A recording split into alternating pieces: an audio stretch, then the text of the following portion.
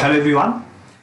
चलो आज हम लोग करने वाले इस पर्टिकुलर क्लास के अंदर में कॉस्ट अकाउंटिंग का एक सुपर इंपॉर्टेंट चैप्टर ओवरहेड, उसका रिवीजन। अब देखो ये चैप्टर ऐसा है ना, इसमें बहुत सारा कंसेप्ट है और जब हम लोग लाइव क्लासेस में भी करते हैं तो ये चैप्टर मैक्सिमम टाइम चलता है। तो इतने बड़े चैप्टर को लास्ट में आके समराइज करना बड़ा इंपॉर्टेंट है ताकि हम लोग इसका हर एक कंसेप्ट को रिकॉल कर पाए, एग्जाम में अप्लाई कर पाए। अब एक काम करते हैं, चैप्टर को स्टार्ट करने के पहले 2 मिनट का बेसिक बैकग्राउंड कि इस पर्टिकुलर चैप्टर में हम लोग को पढ़ना क्या है। देखो हमारे चैप्टर का नाम है ओवरहेड और जैसे कि हम लोग कॉस्ट शीट चैप्टर के अंदर में जाने थे, और जितना भी इनडायरेक्ट खर्चा होता है एक बार जल्दी से आप लोग को रिकॉल करवाते हैं।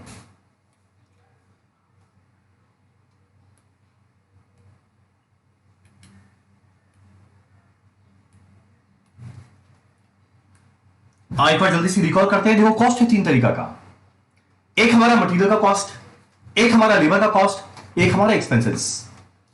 अब मटेरियल हो या लेबर हो या एक्सपेंसेस, ये तीनों कॉस्ट को हम लोग वापस 2 पार्ट में सेग्रीगेट कर सकते हैं। कुछ रहेगा डायरेक्ट नेचर का, कुछ रहेगा इनडायरेक्ट नेचर का। अब जो डायरेक्ट वाला पोर्शन है वो सारे के सारे डायरेक्ट वाले पोर्शन को जोड़ दो, क्या बन जाएगा? Prime cost. ये क्या बन जाएगा? Prime cost.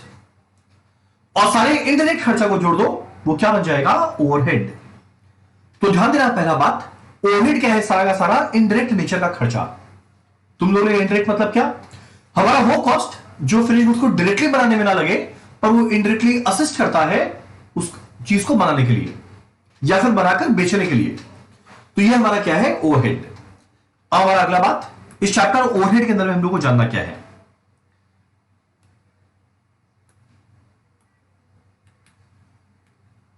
अब देखो, और सबसे पहले अगर एक फैक्ट्री को इमेजिन करें,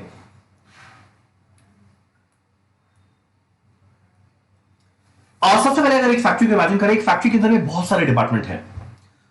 तुम लोगों ने क्या डिपार्टमेंट है? बहुत सारे डिपार्टमेंट है, जैसे कि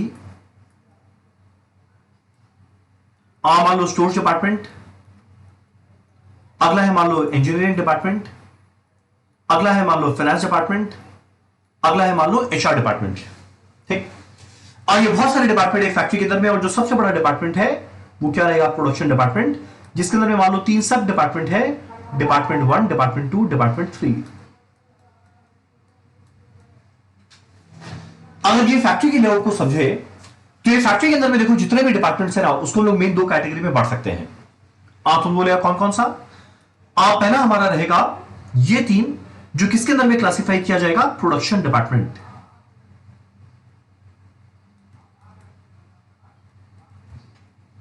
और इसके अलावा रहेगा ये बाकी 4 डिपार्टमेंट, जिसको हम लोग क्या बोल के क्लासिफाई कर सकते हैं? सर्विस या सपोर्ट डिपार्टमेंट। तो पहला हमारा है प्रोडक्शन डिपार्टमेंट, और इसके अलावा बाकी जो डिपार्टमेंट है वो क्या रहेगा? सर्विस या सपोर्ट डिपार्टमेंट। तुम लोग करना क्या है? करना क्या, जरा देखो। एक फैक्ट्री के अंदर में जितना भी ओवरहेड का खर्चा लग रहा है, एक फैक्ट्री में जितना भी इनडायरेक्ट कॉस्ट लग रहा है, वो सारे के सारे कॉस्ट को मेरे को क्या करता है? हर एक डिपार्टमेंट के बीच में बांट रहा है। तुम लोग हर एक डिपार्टमेंट मतलब क्या? तीनों प्रोडक्शन डिपार्टमेंट और ये जो 4 सर्विस डिपार्टमेंट, यानी कुल मिला के 7।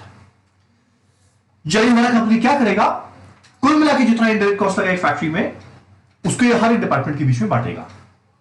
और एक बार ये हर एक डिपार्टमेंट के बीच में बांट दिया, उसके बाद ये जो सर्विस डिपार्टमेंट था, ये जो 4 सर्विस डिपार्टमेंट था, इसके ओवरहेड को, इसमें जो ओवरहेड का खर्चा पहुंचा, उसको फिर से डिस्ट्रीब्यूट करेगा प्रोडक्शन डिपार्टमेंट के बीच में। तुम बोले क्या कारण है? देखो सर्विस डिपार्टमेंट को के रहने का, एग्जिस्टेंस का जो कारण है वो क्या है? खुद तो देखो उसका कोई रोल है नहीं। एक फैक्ट्री जब सेटअप किया गया तो उद्देश्य ये नहीं था कि स्टोर्स, इंजीनियरिंग, फाइनेंस, एचआर का काम करना है। ऑब्जेक्टिव था गुड्स को बनाना है। और गुड्स कहां पे बनता है? प्रोडक्शन डिपार्टमेंट के अंदर में। यानी प्रोडक्शन डिपार्टमेंट में जो खर्चा लगा वो तो डायरेक्टली फिनिश गुड्स बनाने में लग रहा है। इसके अलावा सर्विस डिपार्टमेंट जो भी खर्चा लग रहा है वो प्रोडक्शन डिपार्टमेंट को हेल्प करने में लग रहा है। और अगर सर्विस डिपार्टमेंट का खर्चा प्रोडक्शन डिपार्टमेंट को हेल्प या असिस्ट या सपोर्ट करने में लग रहा है, तो उसके खर्चा को भी कहां बांटना चाहिए? हमें प्रोडक्शन डिपार्टमेंट के बीच में। डन। इसी चीज को हम लोग बोलते हैं एलोकेशन, अपोर्शनमेंट, रीअपोर्शनमेंट। अब आराम से समझते हुए चलना, ये स्टेप बाय स्टेप लोग समझेंगे क्या है। देखो हमारा सबसे पहला फर्स्ट स्टेप जिसको होते हैं प्राइमरी डिस्ट्रीब्यूशन, मतलब पहली बार डिस्ट्रीब्यूशन, इसके अंदर में दो चीज आता है, एक एलोकेशन, एक आता है अपोर्शनमेंट। तुम लोग एलोकेशन अपोर्शनमेंट का मतलब क्या बताते हैं क्या? देखो जैसे कि हम लोग कुछ देर पहले डिस्कस किए कि जितना भी खर्चा लग रहा है वो सारे के सारे कॉस्ट को मेरे को हर एक डिपार्टमेंट में बांटना है। अब जब हर एक डिपार्टमेंट के बीच में बांटेंगे तो दो तरीके से बांट सकते हैं। एक हम लोग बोलते हैं एलोकेशन, अगले को हम लोग बोलते हैं अपोर्शनमेंट। तुम लोगों ने दोनों के बीच में डिफरेंस क्या? एलोकेशन वो खर्चा है, एलोकेशन वो खर्चा है जो हम लोग डायरेक्टली रिलेट कर पाते हैं टू अ स्पेसिफिक डिपार्टमेंट। चलिए अगर मान लो कोई कॉस्ट को हम डायरेक्टली रिलेट कर पा रहा है, उसको हम लोग क्या करेंगे? एलोकेट। अपोर्शनमेंट वो खर्चा है जो सारे डिपार्टमेंट के लिए कॉमन में लगा है।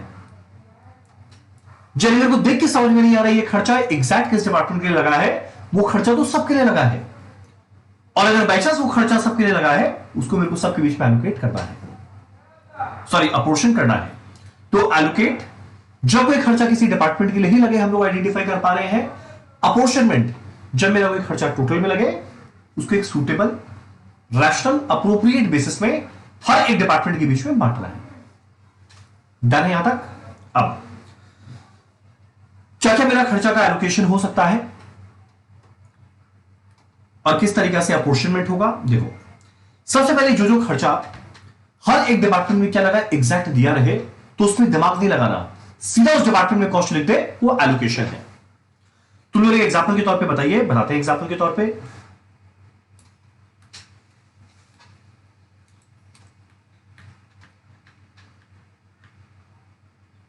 जैसे कि अगर आप लोग देखें, मान लो एक सिंपल सा क्वेश्चन, जहां पे प्रोडक्शन डिपार्टमेंट है ये 3, सर्विस डिपार्टमेंट है ये 2। देखो कोई कोई खर्चा डायरेक्ट मटेरियल, डायरेक्ट वेजेस हर एक डिपार्टमेंट में क्या लगा एग्जैक्ट दिया हुआ है। तो अगर लाइसेंस कोई खर्चा हर एक डिपार्टमेंट में क्या लगा एग्जैक्ट दिया रहे, उसका हम लोग क्या करेंगे? एलोकेशन। पर ध्यान देना शब्द है डायरेक्ट, पर ध्यान देना हुआ है डायरेक्ट। अब जो डायरेक्ट खर्चा है वो तो भी प्राइम कॉस्ट का पार्ट होता है। अगर ये प्राइम कॉस्ट का पार्ट होता है तो ये तो स्टेटमेंट ओवरहेड का बना रहे हैं ना, तो क्वेश्चन उठता है क्या ये खर्चा आएगा उस टेबल के अंदर में आएगा? सुनो अच्छे से, आप प्रोडक्शन डिपार्टमेंट के अंदर में जितना डायरेक्ट मटेरियल, डायरेक्ट वेजेस है, वो सब कुछ नहीं लिखेंगे।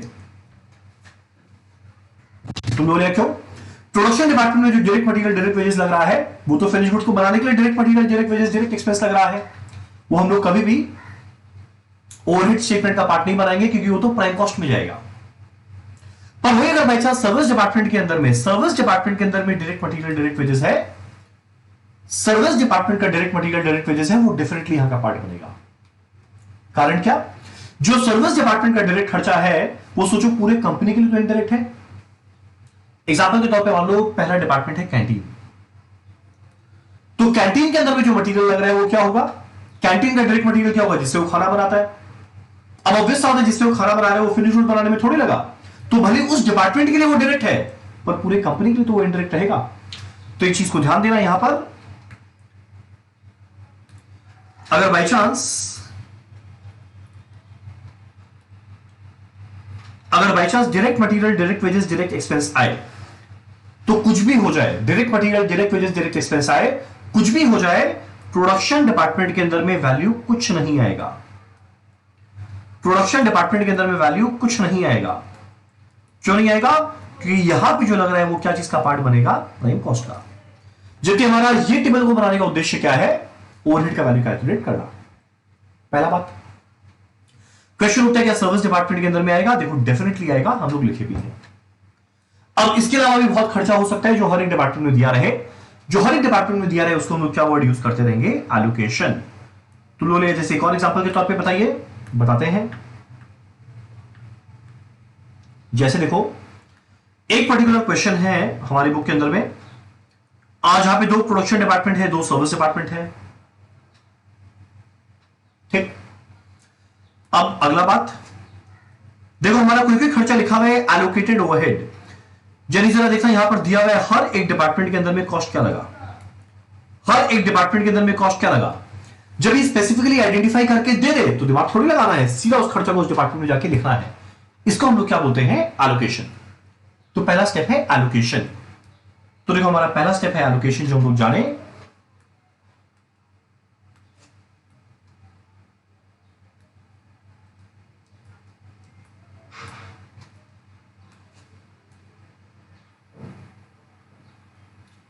तो देखो ये हमारा स्टेप 1 क्या है, एलोकेशन। चलो अगला हमारा स्टेप 2। स्टेप 2 क्या होने वाला है, अपोर्शनमेंट।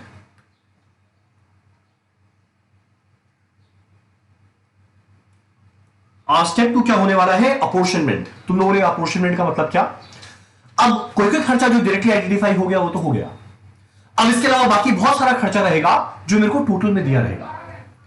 अब अगर बाई चांस कोई खर्चा टोटल में दिया रहेगा, उसको मेरे को हर एक डिपार्टमेंट के बीच में बांटना पड़ेगा। प्रश्न उठता है कैसे बांटेंगे, कोई एक रेशियो में। और जैसे कि एग्जांपल हो गया पावर, वो किस पे डिपेंड करेगा, पावर टोटल में दिया रहेगा वो टोटल में लिखे। उसके बाद हर एक डिपार्टमेंट के अंदर में हॉर्स पावर या केडब्ल्यूएच कितना होने वाला है वो बजटेड दिया रहेगा। हम लोग क्या करेंगे, उस खर्चा को ये सारों के भी, ये चारों डिपार्टमेंट के बीच में बांटेंगे किस रेशियो में, इस हॉर्स पावर या केडब्ल्यूएच के रेशियो में। अगला जैसे मान लो एग्जांपल है रेंट, टोटल में दिया रहेगा। अब जो मेरा रेंट का खर्चा है वो हर एक डिपार्टमेंट में बांटेंगे। क्वेश्चन उठता है क्या चीज के रेशियो में, एरिया या फ्लोर स्पेस के रेशियो में। नेक्स्ट, और डेप्रिसिएशन हो गया या इंश्योरेंस हो गया, रिपेयर मेंटेनेंस हो गया ऑन प्लांट एंड मशीनरी। तो अगर बाई चांस कोई खर्चा प्लांट एंड मशीनरी रिलेटेड रहे तो डेप्रिसिएशन या इंश्योरेंस या रिपेयर कुछ भी रहे, ये हम लोग क्या चीज के रेशियो हमें बांटना चाहिए, value of plant and machinery के रेशियो में। ठीक, नेक्स्ट, लाइटिंग चार्जेस डिपेंड करेगा नंबर ऑफ लाइट पॉइंट पर। अगर मान लो number of light point mention ना करे तो फिर एरिया या फ्लोर स्पेस, जिस डिपार्टमेंट में जितना एरिया वहां पे उतना लाइट रहेगा। अब अगला मेरा बिल्डिंग रिलेटेड कोई खर्चा, डेप्रिसिएशन या repair and maintenance on building, अब वो डिपेंड करेगा कौन सा डिपार्टमेंट कितना एरिया ऑक्यूपाई करता है, उस रेशियो हम लोग इसको बांटेंगे।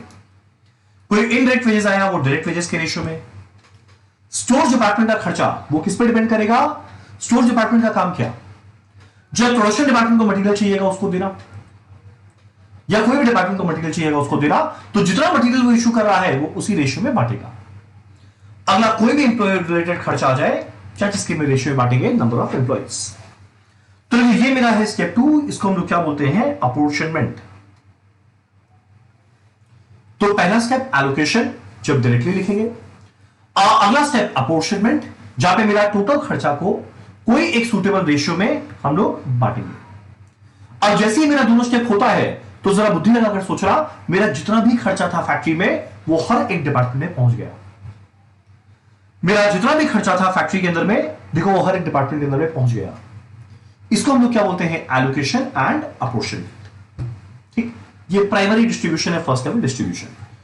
तो जैसे ही मेरा एलोकेशन अपोर्शनमेंट हुआ तो देखो प्रोडक्शन डिपार्टमेंट, अगला हमारा सर्विस डिपार्टमेंट का सारा कॉस्ट को हम लोग हर एक डिपार्टमेंट के बीच में बांट दिए।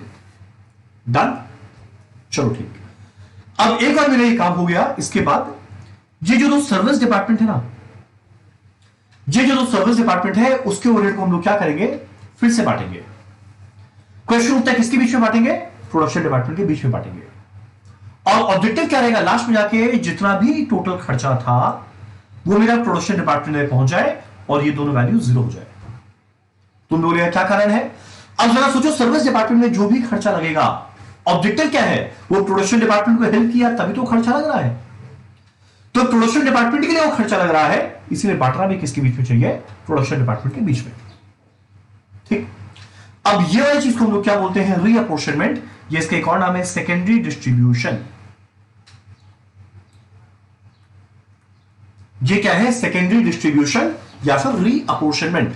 तो पहला स्टेप एलोकेशन, अगला स्टेप अपोर्शनमेंट, तीसरा स्टेप क्या है हमारा, रीअपोर्शनमेंट। सही है यहां तक। अब अगला मेरा प्रश्न उठता है, रीअपोर्शन करने का कितना तरीका है। और रीअपोर्शन करने का कुल मिला के तरीका है 4। आप लोग बोलेंगे क्या क्या है वो 4 तरीका, बताते हैं। देखो, रीअपोर्शन करने का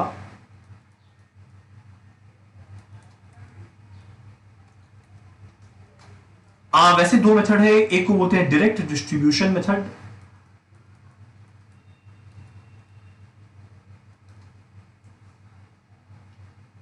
को बोलते हैं डायरेक्ट डिस्ट्रीब्यूशन मेथड। अब सॉरी, मेन 3 कैटेगरी बांट सकते हैं। एक को बोलते हैं रेसिप्रोकल बेसिस, एक को बोलते हैं नॉन रेसिप्रोकल। आज हमारा रेसिप्रोकल है, इसके अंदर में वापस 2 मेथड आता है। एक है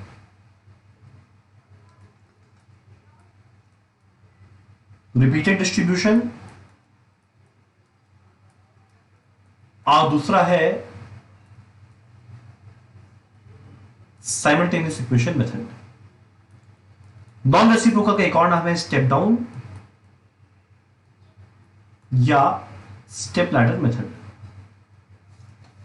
ठीक, अब देखो हम बताते हैं शॉर्ट में। पहला है हमारा डायरेक्ट डिस्ट्रीब्यूशन मेथड। और डायरेक्ट डिस्ट्रीब्यूशन मेथड के हिसाब से हमारा सर्विस डिपार्टमेंट खाली प्रोडक्शन डिपार्टमेंट को सर्विस देता है और किसी को सर्विस नहीं देता। यानी एक सर्विस डिपार्टमेंट खाली प्रोडक्शन को सर्विस देगा, दूसरे सर्विस डिपार्टमेंट को सर्विस नहीं देगा। हमारा दूसरा सर्विस डिपार्टमेंट प्रोडक्शन डिपार्टमेंट को सर्विस देगा, पहले वाले को सर्विस नहीं देगा। यानी यहां पे मेरे को क्या करना है, डायरेक्टली डिस्ट्रीब्यूट करना है वैसे सर्विस डिपार्टमेंट के ओवरहेड को किसके बीच में, सिर्फ प्रोडक्शन डिपार्टमेंट के बीच में। क्या रेशियो रहेगा वो हमेशा क्वेश्चन में दिया रहेगा। ठीक, तो देखो मेरा पहला मेथड क्या है, डायरेक्ट डिस्ट्रीब्यूशन मेथड। हम लोग टोटल ओवरहेड एलोकेशन अपॉर्चनमेंट करने के बाद सारे डिपार्टमेंट के अंदर में निकाले। अब मेरा डायरेक्ट डिस्ट्रीब्यूशन मेथड क्या अज्यूम करता है, ये जो सर्विस डिपार्टमेंट 1 है ये सर्विस देगा किसको, खाली प्रोडक्शन डिपार्टमेंट 1 और 2 को। तो देखो इसके ओवरहेड को हम लोग माइनस किए और किसने बांटेंगे, खाली प्रोडक्शन डिपार्टमेंट 1 और 2 में। क्वेश्चन उठते हैं कौन से रेशियो में, वो हमेशा क्वेश्चन में दिया रहेगा। तुम लोग बोलेगा अगला बात, क्या सर्विस डिपार्टमेंट 1 का ओवरहेड सर्विस डिपार्टमेंट 2 में जाएगा, देखो कुछ नहीं जाएगा, वैल्यू क्या है 0। सिमिलरली जो हमारा सर्विस डिपार्टमेंट 2 है और इसका जो भी वैल्यू है उसको हम लोग माइनस करेंगे और किसके बीच में बांटेंगे, सिर्फ 2 प्रोडक्शन डिपार्टमेंट के बीच में। क्वेश्चन उठता है रेशियो क्या रहेगा, वो हमेशा दिया रहेगा। हमारा अगला बात, क्या ये वैल्यू का कोई भी प्रोपोर्शन क्या सर्विस डिपार्टमेंट 1 में जाएगा, देखो कुछ नहीं जाएगा, वैल्यू क्या है 0। जब ये अमाउंट हम लोग पूरा माइनस कर दिए तो लास्ट में कुछ नहीं बचा। ये अमाउंट हम लोग पूरा माइनस कर दिए, लास्ट में कुछ नहीं बचा। जब फाइनली मेरा सारा ओवरहेड कहां पहुंच गया है, ये दोनों प्रोडक्शन डिपार्टमेंट के बीच में। ठीक, तो ध्यान देना, एलोकेशन हुआ, अपॉर्चनमेंट हुआ, सारा कॉस्ट मेरा पहुंचा हर एक डिपार्टमेंट के बीच में। तीसरा स्टेप में क्या करना है, रीअपॉर्चनमेंट। और रीअपॉर्शन करने के लिए 4 मेथड है। पहला सबसे सिंपल मेथड है डायरेक्ट डिस्ट्रीब्यूशन, जहां सर्विस डिपार्टमेंट 1 और 2 के ओवरहेड को माइनस करो और किसने बांटो, खाली प्रोडक्शन डिपार्टमेंट के बीच में। लास्ट में देखो ये दोनों वैल्यू ओवरहेड क्या हो जाएगा, 0। ठीक, हमारा अगला बात, मेरा अगला बात है रेसिप्रोकल बेसिस। और रेसिप्रोकल बेसिस मतलब क्या, देखो रेसिप्रोकल बेसिस डायरेक्ट डिस्ट्रीब्यूशन से ज्यादा लॉजिकल है। आप लोग बोलेंगे क्या कारण है, बताते हैं क्या कारण है, बात समझो। आज डायरेक्ट डिस्ट्रीब्यूशन मेथड ये अज्यूम किया था कि मान लो एक फैक्ट्री में, मान लो एक बार सिंपल रख रहे हैं एग्जांपल, एक है कैंटीन डिपार्टमेंट, एक है फाइनेंस, एक है एचआर, एक है स्टोर्स। मान लो एक फैक्ट्री के अंदर में ये 4 डिपार्टमेंट है। ठीक, अब और इसके अलावा प्रोडक्शन डिपार्टमेंट है, PD1, PD2। और मेरा डायरेक्ट डिस्ट्रीब्यूशन मेथड क्या अज्यूम किया था, ये जो सर्विस डिपार्टमेंट है ये सारे के सारे सर्विस डिपार्टमेंट अपना सर्विस देंगे खाली प्रोडक्शन डिपार्टमेंट को। यानी कैंटीन डिपार्टमेंट के अंदर में खाली प्रोडक्शन डिपार्टमेंट 1 और 2 खाना जाके खा सकता है, बाकी तीनों नहीं जा सकते। फाइनेंस वाला अकाउंटिंग करेगा सिर्फ और सिर्फ 2 प्रोडक्शन डिपार्टमेंट का, बाकी का अकाउंटिंग नहीं करेगा। एचआर डिपार्टमेंट खाली प्रोडक्शन डिपार्टमेंट 1 और 2 के एम्प्लॉइज का सर्विसेज देगा, बाकी के एम्प्लॉइज को सर्विस नहीं देगा। जब मटेरियल चाहिएगा खाली स्टोर्स वाला इनको देगा, और अगर इनको मटेरियल चाहिए हो गया उनको नहीं देगा। कितना इम्प्रैक्टिकल बात है। वास्तविक जिंदगी रियल लाइफ में हमेशा हम लोग का क्या होता है, रेसिप्रोकल बेसिस। और रेसिप्रोकल का मतलब क्या, रेसिप्रोकेट करना। ये अगर एक सर्विस डिपार्टमेंट सर्विस दे रहा है दूसरे को, वो दूसरे से सर्विस ले भी रहा है। यानी कैंटीन वाला सबको खाना खिलाएगा, फाइनेंस वाला भी सबका काउंटिंग करेगा, एचआर भी सबको हेल्प करेगा, स्टोर्स वाला भी सबको मटेरियल देगा, including production and service department. अब जरा इमेजिन करो, अगर बाई चांस एक सर्विस डिपार्टमेंट सबको सर्विसेज दे रहा है तो इसका ओवरहेड भी सब में बढ़ना चाहिए। जिस रेशियो में सर्विस देगा उस रेशियो में ओवरहेड बांटना चाहिए। एग्जैक्ट ये चीज बताता है हमारा रेसिप्रोकल बेसिस। तो देखो रेसिप्रोकल बेसिस के अंदर में दो मेथड है, एक है रिपीटेड डिस्ट्रीब्यूशन, एक है साइमल्टेनियस इक्वेशन। अब रिपीटेड डिस्ट्रीब्यूशन साइमल्टेनियस इक्वेशन क्या है, इसको हम लोग एक एग्जांपल से समझते हैं। ठीक, जरा देखें। अब देखो रेसिप्रोकल में एक ही पर्टिकुलर क्वेश्चन है, एक एग्जांपल लिए, इसको हम लोग क्या करेंगे ना, दोनों मेथड से करके देखेंगे, एक रिपीटेड डिस्ट्रीब्यूशन और एक साइमल्टेनियस इक्वेशन। इसके अंदर में पहला हमारा रिपीटेड डिस्ट्रीब्यूशन समझ में आया ना, एलोकेशन, अपोर्शनमेंट, रीअपोर्शनमेंट, उसमें चार मेथड चल रहा है। पहला डायरेक्ट डिस्ट्रीब्यूशन, जहां सर्विस को बांटे खाली प्रोडक्शन में। अगला कर रहा है रेसिप्रोकल, जहां सर्विस बटेगा सब में।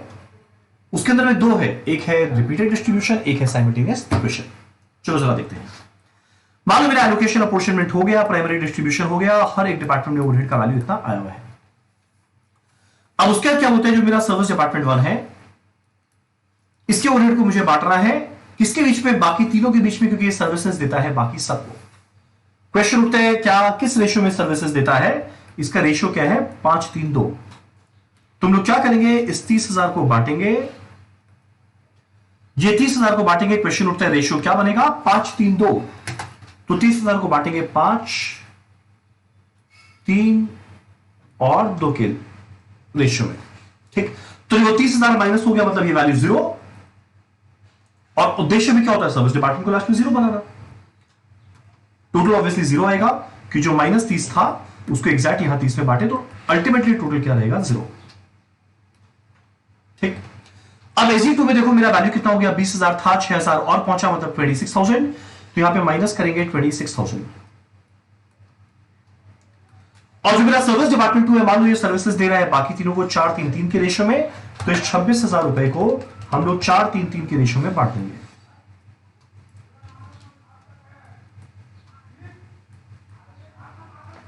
तो देखो जैसे ये काम किया, मेरा सर्विस डिपार्टमेंट 2 का भी वैल्यू ऑफ ओवरहेड क्या हो गया है, 0।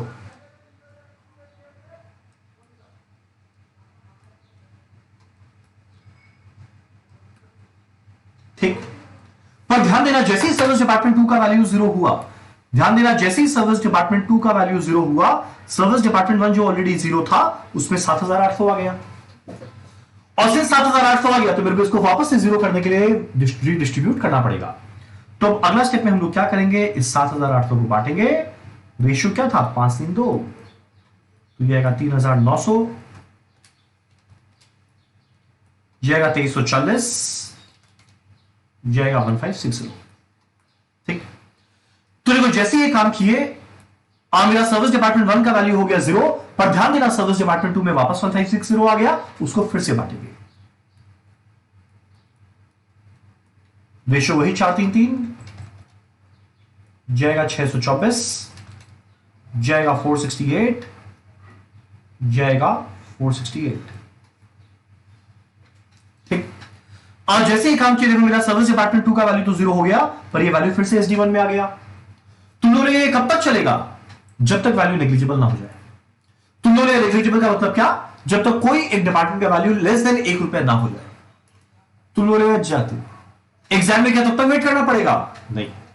एग्जाम में जनरली हम लोग क्या करते हैं, 3 साइकिल चलाते हैं, unless otherwise mention the question.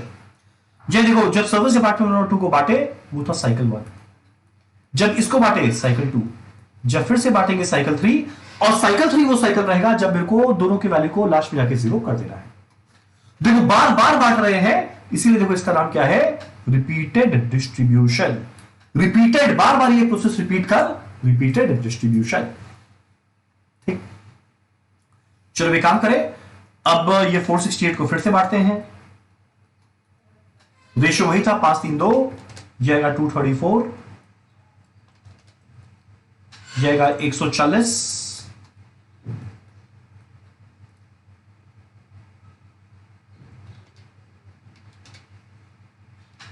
जाएगा 94। तो ध्यान देना ये वैल्यू ऑफ ओवरहेड भी हो गया 0, और लास्ट में मेरा ओवरहेड कहां पहुंचा है, SD2 में जो कितना है 94, जो हम लोग क्या करेंगे फिर से बांटेंगे, पर सुनो, ये आखिरी साइकिल है और आखिरी साइकिल के बाद मेरा ये दोनों वैल्यू ऑफ ओवरहेड 0 हो जाना चाहिए। तो देखो सर्विस डिपार्टमेंट में तो ऑलरेडी 0 हुआ है। अब हम लोग क्या करेंगे, इस 94 को बांटेंगे। ध्यान देना, अगर 94 को ये तीनों में बांट दिए तो ये वैल्यू वापस यहां पर आ जाएगा, और अगर वापस यहां पर आ गया तो मेरा ये वैल्यू 0 थोड़ी, अगले साइकिल का शुरुआत हो जाएगा। जनीस मेथड में खाली एक बात को ध्यान देना है, आखिरी साइकिल में आखिरी डिपार्टमेंट को जब बांटे, खाली प्रोडक्शन डिपार्टमेंट के बीच में बांटना। जब रेशियो 4-3-3 नहीं रहेगा, रेशियो क्या हो जाएगा 4 और 3, क्योंकि इसके अंदर में मुझे वैल्यू कुछ नहीं डालना है। तो एक काम करते हैं, 94 को बांटते हैं 4 और 3 के रेशियो में, जाएगा 54, जाएगा 40। ठीक, तो ध्यान देना, मेरा सर्विस डिपार्टमेंट 1 सर्विस डिपार्टमेंट 2 दोनों का वैल्यू 0 हो गया, और मेरा सारा का सारा खर्चा कहां पहुंच गया है, दोनों प्रोडक्शन डिपार्टमेंट के बीच में। तो 50,000 ऑलरेडी था, इसमें सबको ऐड कर दो, मेरे को टोटल क्या मिल जाएगा PD1 का वैल्यू। अगर आप लोग कैलकुलेट करेंगे तो देखना ये वैल्यू आएगा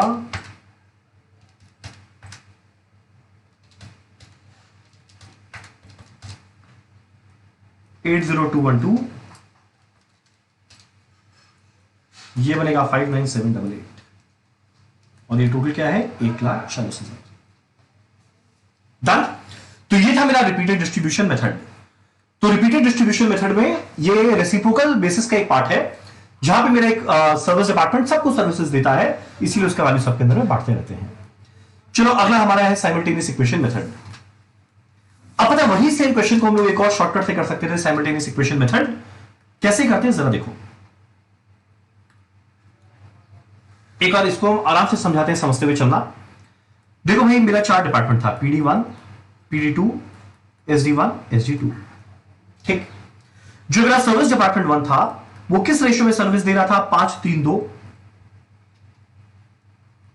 5-3 अपने आप को देगा नहीं 2। मेरा SD2 किस रेशियो में सर्विस दे रहा था, 4-3-3, 4-3-3 अपने आप को सर्विस देगा नहीं। ठीक, ये अगर परसेंटेज में देखें तो देखो 5 + 3 + 2 मिला के 10, तो ये 50% सर्विस दे रहा था इसको, ये 30%, ये 20%। एग्जाम में परसेंटेज फॉर्म में ही देता है, तो आप लोग घबराने का नहीं, एग्जाम में ऐसे ही देगा।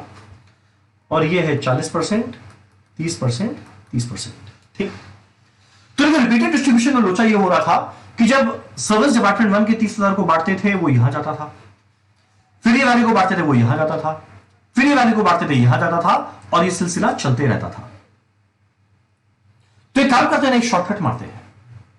क्यों ना एक काम करें कि हम लोग जहां पे सर्विस डिपार्टमेंट 1 का जो ओवरहेड है ना, जो सर्विस डिपार्टमेंट 1 और सर्विस डिपार्टमेंट 2 है, उसकी टोटल ओवरहेड को सीधा बांटते हैं।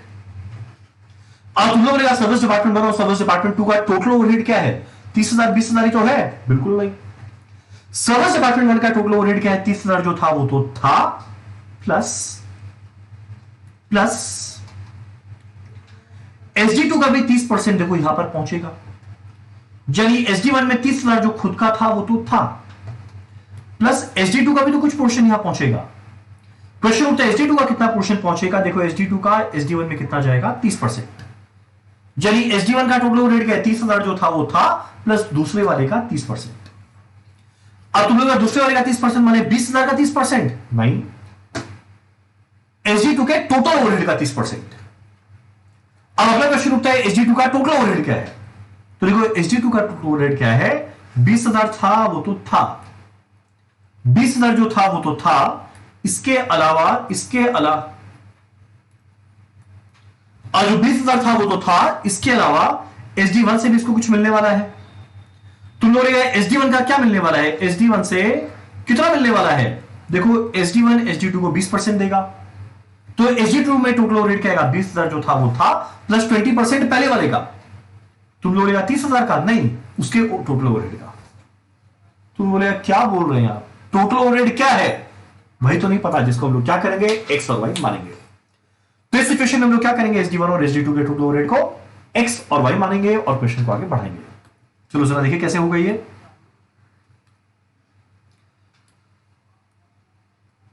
Let the total overhead of SD1 be x and SD2 be y। मान लो SD1 का टोटल ओवरहेड x है, SD2 का टोटल ओवरहेड y है, तो SD1 के टोटल ओवरहेड में क्या आएगा, देखो जो ऑलरेडी SD1 में था वो था 30,000, वो तो आएगा ही आएगा, प्लस और देखो SD1 में क्या आने वाला है, और देखो SD1 में क्या आने वाला है, SD2 का 30% और SD2 का टोटल ओवरहेड क्या है y, तो y का 30% यानी 0.3y। ठीक, अब SD2 का टोटल ओवरहेड जो y था उसका वैल्यू निकाले, उसमें क्या आएगा, देखो SD2 में ऑलरेडी 20,000 था, वो तो आएगा ही आएगा, प्लस SD2 के अंदर में देखना SD1 से क्या मिलेगा 20%, तुम लोग 20% भी लिखेंगे, ये 20% यानी 0.2 एक्स्ट्रा। अब देखना ये दो साइमल्टेनियस इक्वेशन बना, हम श्योर आप लोग ये सॉल्व करना आता है, आप लोग का पढ़ा हुआ है बचपन में, सीधा एक्स और वाई का वैल्यू मिलेगा, मतलब टोटल ओवरहेड SD1 SD2 का मिलेगा। आप लोग खुद सॉल्व करना, लास्ट में बताते हैं इसका वैल्यू आएगा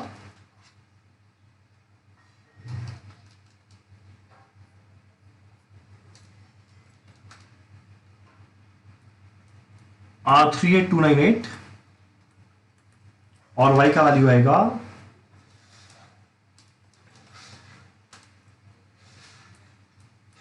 27660। और ये वैल्यू आएगा x और y का, यानी SD1 और SD2 का टोटल ओवरहेड 38298 और 27660। तो जब रीअपोर्शन करने का बारी आएगा ना, तो ये 30,000 20,000 को क्यों करे, सीधा टोटल ओवरहेड को बांटेंगे ना, यानी 30,000 नहीं, इसका ओवरहेड था 38298, उसको बांटो माइनस करके, और उसमें था 27660, सीधा बांटो 27660। अब जैसे ये दोनों वैल्यू बांटेंगे, देखता मेरा पहला स्टेप के अंदर में SD1 SD2 दोनों 0 हो जाएगा, और ऑब्जेक्टिव में तो यही था। अगर आप लोग बांट के देखेंगे,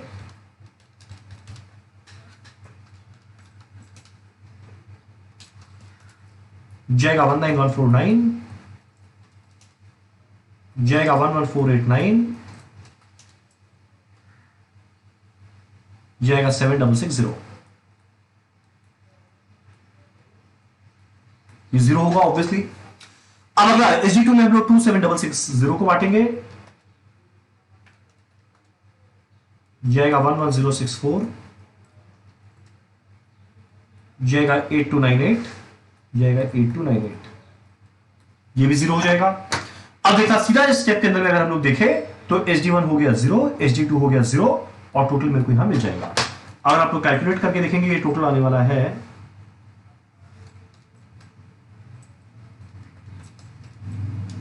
80213, जाएगा 59787।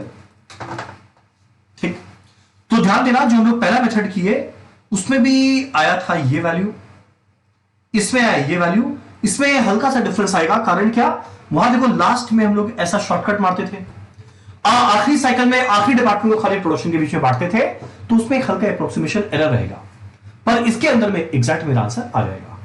ठीक, तो देखो ये हम लोग पढ़े, ये हम लोग सारा का सारा क्या पढ़ रहे हैं समझना, पूरा पढ़ रहे हैं रीअपोर्शनमेंट। तो ध्यान देना, एलोकेशन, अपोर्शनमेंट, रीअपोर्शनमेंट, जहां सर्विस वाले को फिर से बांट रहा है। पहला था डायरेक्ट डिस्ट्रीब्यूशन जो खाली प्रोडक्शन में जाएगा, अगला था स्टेप लैडर, स्टेप लैडर भी पढ़ेंगे, अगला था रिपीटेड डिस्ट्रीब्यूशन जो बार बार चलता रहेगा, इसका एक शॉर्टकट था साइमल्टेनियस इक्वेशन। तो अगर आप लोग ध्यान दो तो भी हम लोग ये पढ़ लिए, अगला इसके बारे में जान लिए, अगला जानते हैं नॉन रेसिप्रोकल या स्टेप डाउन मेथड या step ladder method. Non reciprocal या स्टेप डाउन या स्टेप लैडर मेथड। अब ये मेथड में देखो क्या बात है, शॉर्ट में जाते हैं। और इस मेथड के अंदर में चीज ऐसा है, जो ओवरहेड मिला एलोकेशन अपॉर्चुनिट, जो एलोकेशन अपॉर्चुनिट के बाद जो मेरा ओवरहेड हर एक डिपार्टमेंट के बीच में बटा, यानी प्राइमरी डिस्ट्रीब्यूशन के बाद। अब ऐसा है ना कि मान लो 3 सर्विस डिपार्टमेंट है, SD1 SD2 SD3। अब यहां पे मुझे सीक्वेंस निकालना है कि पहले किस डिपार्टमेंट के ओवरहेड को बांटे। नाम देखो क्या है, नॉन रेसिप्रोकल। यानी यहां पे कुछ ऐसा सिचुएशन है जहां पे एक सर्विस डिपार्टमेंट सबका लीडर होगा जो बाकी सबको सर्विस देगा। मान लो SD1 अपना सर्विस ये चारों को देता है, इसके बाद एक डिपार्टमेंट होगा सर्विस डिपार्टमेंट 2 मान लो, जो क्या करता है, सबको सर्विस देता है एक्सेप्ट पहला वाला। नेक्स्ट, जो आखिरी सर्विस डिपार्टमेंट है वो होगा, वो ऐसा होगा जो सबको सर्विस देता है एक्सेप्ट पहला एंड दूसरा वाला। जब यहां पर मुझे सीक्वेंस निकालना है कि पहला वो सर्विस डिपार्टमेंट निकालो जो सबको सर्विस दिया, फिर सेकंड वाले को निकालो जो सबको सर्विस दिया पहले को छोड़ के, फिर तीसरे का निकालो जो सबको सर्विस दिया पहले दोनों को छोड़ के। तो जो सबसे बड़ा डिपार्टमेंट है जो सबको सर्विस देता है, हम लोग क्या करेंगे, सबसे पहले उसी को डिस्ट्रीब्यूट करेंगे, रीअपोर्शन करेंगे। यानी मुझे यहां पर क्या करना पड़ता है, सीक्वेंस निकालना पड़ता है। जहां पे सीक्वेंस बड़ा इंपॉर्टेंट है कि पहले किसको बांटा जाए, उसके बाद किसको बांटा जाए, उसके बाद किसको बांटा जाए, सीक्वेंस निकालना पड़ता है। तो सीक्वेंस ये क्या है, जो मैक्सिमम नंबर ऑफ डिपार्टमेंट को सर्विस दे,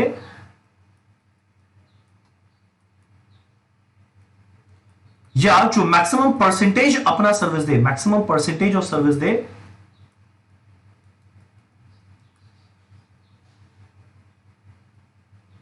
ठीक। जैसे एग्जांपल, मान लो सर्विस डिपार्टमेंट चारों डिपार्टमेंट को सर्विस दिया, सर्विस डिपार्टमेंट 3 को दिया, सर्विस डिपार्टमेंट 3 2 को दिया। तो जब ये सबसे ज्यादा सर्विस डिपार्टमेंट को सर्विस दिया तो इस वैल्यू को लेंगे, माइनस किए, और क्या करेंगे, सबके बीच में बांट देंगे, 1 2 3 4, रेशो हमेशा दिया रहेगा। अब देखो ये वैल्यू 0 हो गया, और जैसे ही वैल्यू 0 हो गया, देखो नाम है नॉन रेसिप्रोकल। इस मेथड का खासियत है कि जो सर्विस डिपार्टमेंट के ओवरहेड को एक बार बांटे बस हो गया, जो सर्विस डिपार्टमेंट के ओवरहेड को एक बार बांटे बस हो गया, इसमें वापस कभी कुछ नहीं आएगा। ये इस डिपार्टमेंट का खासियत है। अब अगला क्या करेंगे, सर्विस डिपार्टमेंट 2 के टोटल ओवरहेड को किए हम लोग, माइनस किए, और क्या करेंगे, बांटेंगे बाकी तीनों में। ध्यान देना पहले वाले में कुछ नहीं जाएगा, तो अकॉर्डिंगली ये वैल्यू इस डिपार्टमेंट का वैल्यू भी 0 हो गया, और लास्ट में ये जो सर्विस डिपार्टमेंट है इसके ओवरहेड को ऐड करके माइनस किए, किसमें, खाली ये दोनों में, और ध्यान देना ये दोनों में कुछ नहीं जाएगा।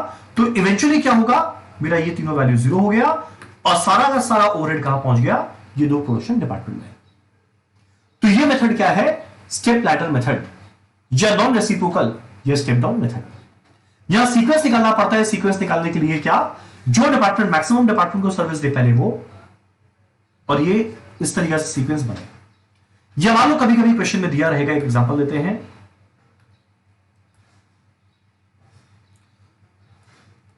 मान लो 2 प्रोडक्शन डिपार्टमेंट है, 2 सर्विस डिपार्टमेंट है। मान लो सर्विस डिपार्टमेंट 1 इसको 50% सर्विस दे रहा है, इसको 30%, अपने आप को कुछ नहीं, इसको 20%। सर्विस डिपार्टमेंट 2 अपने आप को कुछ नहीं दे रहा है, इसको 40%, 30%, 30%। ठीक, तो यहां ध्यान देना, मेरा दोनों service department equal number of department को सर्विस दिया, यहां पर भी 3 को दिया, यहां पर भी 3 को दिया। तब क्वेश्चन उठता है, यहां पर हम लोग किसको पहले बांटेंगे, यहां पर हम लोग पहले किसको बांटेंगे, जो सर्विस डिपार्टमेंट दूसरे सर्विस डिपार्टमेंट को ज्यादा सर्विस देता है। जब यहां पर हम लोग ध्यान देंगे, SD1 अपने दूसरे सर्विस डिपार्टमेंट को 20% दिया, SD2 दूसरे डिपार्टमेंट को 30% दिया, तो ज्यादा कौन दे रहा है, सर्विस डिपार्टमेंट 2। पहले किसको बांटेंगे, सर्विस डिपार्टमेंट 2 को। ठीक, तो सर्विस डिपार्टमेंट 2 को क्या करेंगे, तीनों में बांट देंगे, सर्विस डिपार्टमेंट 2 0 हो गया। फिर जब SD1 को बांटेंगे तो ध्यान देना 50 और 30 में बांटेंगे, इसमें भली सर्विस दे रहा है पर कुछ नहीं जाएगा, क्योंकि इस मेथड का खासियत, जो डिपार्टमेंट एक बार गया बस हो गया, वापस कुछ नहीं आएगा। एक और तरीका होता है ये निकालने का, अगर by chance equal number of department को सर्विस दे, तो एक और तरीका क्या बनता है, उस डिपार्टमेंट को पहले बांट जिससे मैक्सिमम वैल्यू ऑफ ओवरहेड है, जिससे मैक्सिमम वैल्यू ऑफ ओवरहेड है। ठीक, जब जो तरीका करना है कर, लास्ट में मेरा सर्विस डिपार्टमेंट का वैल्यू 0 आ जाएगा। क्लियर है यहां तक? तो देखो 40 मिनट लगाए पर हम लोग हर एक कंसेप्ट को कवर किए हैं। तो देखो अगर अभी हम शॉर्ट में समराइज करें तो हुआ क्या था, आप 2 प्रोडक्शन डिपार्टमेंट थे, 2 सर्विस डिपार्टमेंट थे।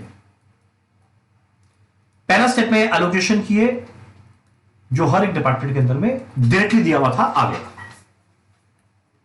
खाली यहां पर ध्यान दिए, direct material, direct wages, direct expense रहा तो प्रोडक्शन डिपार्टमेंट में मत डालना, पर सर्विस में जरूर डालना। अगला हम लोग का है अपॉर्शनमेंट, जहां मेरा कोई खर्चा टोटल में दिया रहेगा उसको कोई एक सूटेबल रेशियो निकालकर हर एक डिपार्टमेंट के बीच में बांटेंगे। चलिए आ गया टोटल। तो देखा एलोकेशन हो गया, अपॉर्शनमेंट हो गया। तीसरे स्टेप में हम लोग क्या करेंगे, री अपॉर्शनमेंट। री अपॉर्शनमेंट के अंदर में 4 मेथड था। पहला था डायरेक्ट डिस्ट्रीब्यूशन, जहां पे SD1 जाएगा खाली ये दोनों में, SD2 जाएगा खाली ये दोनों में, इवेंचुअली वैल्यू 0 हो जाएगा। अगला था रिपीटेड डिस्ट्रीब्यूशन, जहां पे SD1 बटेगा तीनों में, फिर SD2 बटेगा तीनों में, और ये सिलसिला चलता रहेगा। एग्जाम में चलाएंगे 3 साइकिल, आखिरी साइकिल का आखिरी डिपार्टमेंट में सिर्फ प्रोडक्शन डिपार्टमेंट में बांटेंगे। इसका एक शॉर्टकट था, जहां पे हम लोग SD1 और SD2 के वैल्यू को x और y माने, दो इक्वेशन बनाए सॉल्व करके सीधा x और y के वैल्यू को डिस्ट्रीब्यूट करेंगे, पहले स्टेप में 0 हो जाएगा। लास्ट में पढ़े स्टेप डाउन या स्टेप लैडर या नॉन रेसिप्रोकल, जहां सीक्वेंस निकालेंगे। ध्यान देना, सीक्वेंस खाली आखिरी मेथड में निकालना है। सीक्वेंस निकालेंगे, अगर SD1 का ओवरहेड मैक्सिमम आया तो पहले उसको बांट तीनों में, फिर SD2 को बांट पहले 2 में, जो बढ़ गया वापस उसमें कुछ नहीं आएगा। तो देखो जैसे ये काम करेंगे, फाइनली मेरा सारा का सारा ओवरहेड कहां पहुंच जाएगा, सिर्फ प्रोडक्शन डिपार्टमेंट के बीच। तो एलोकेशन हो गया, अपॉर्शनमेंट हो गया, रीअपॉर्शनमेंट हो गया।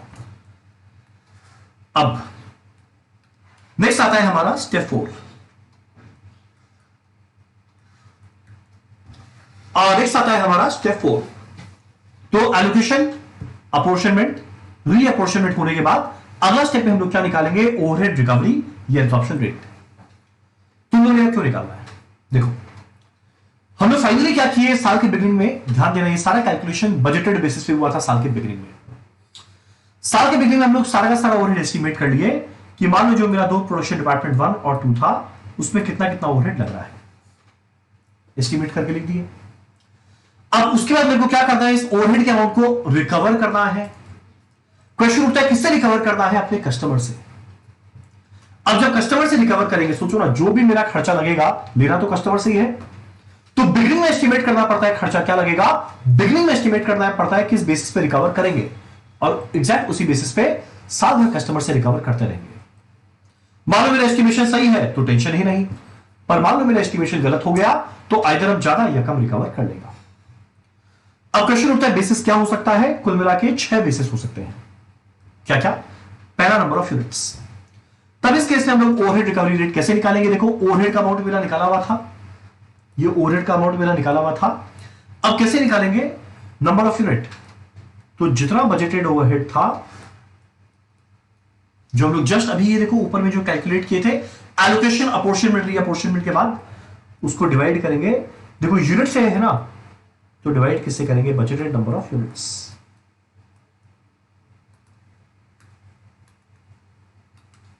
इसको डिवाइड किससे करेंगे, बजटेड नंबर ऑफ यूनिट्स।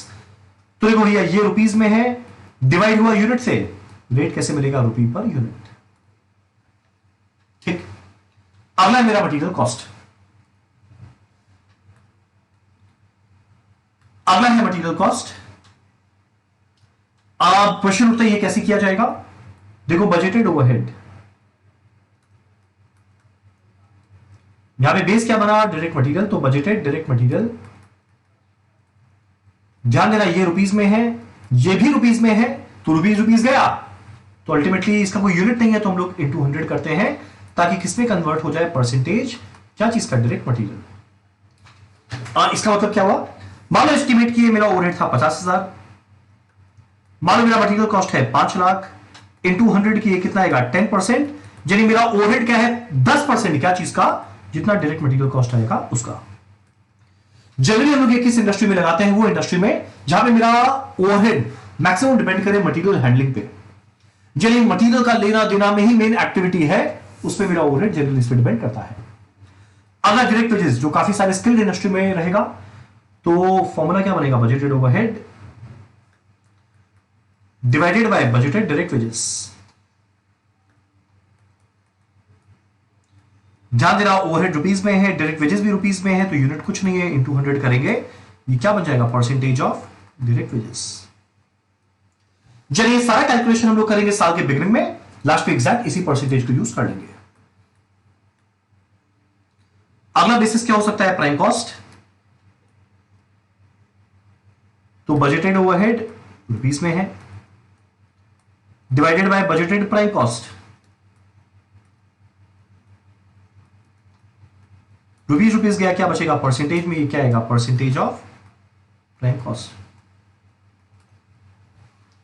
ठीक,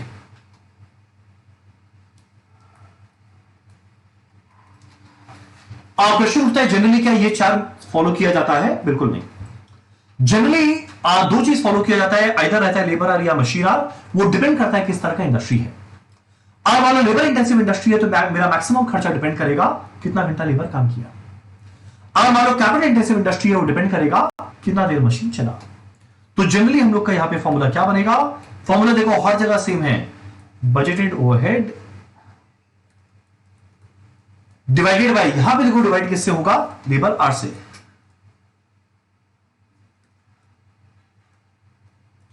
तो देखो ऊपर में है रुपया, नीचे में है लेबर आर, तो अल्टीमेटली जो मेरा रेट आएगा वो कैसे आएगा? रुपी पर लेबर आर। सही है यहां तक? लास्ट में हमारा मशीन आर, वो कैसे बनेगा? Budgeted overhead divided by budgeted machine hour. तो इसको हम लोग कैसे एक्सप्रेस करेंगे? रुपी पर मशीन आर। डन। तो ये था हमारा नॉर्मल बात। तो देखो मेरा पहला स्टेप है एलोकेशन हुआ, अपॉर्शनमेंट हुआ, रीअपॉर्शनमेंट हुआ, सारा खर्चा पहुंच गया प्रोडक्शन डिपार्टमेंट के बीच।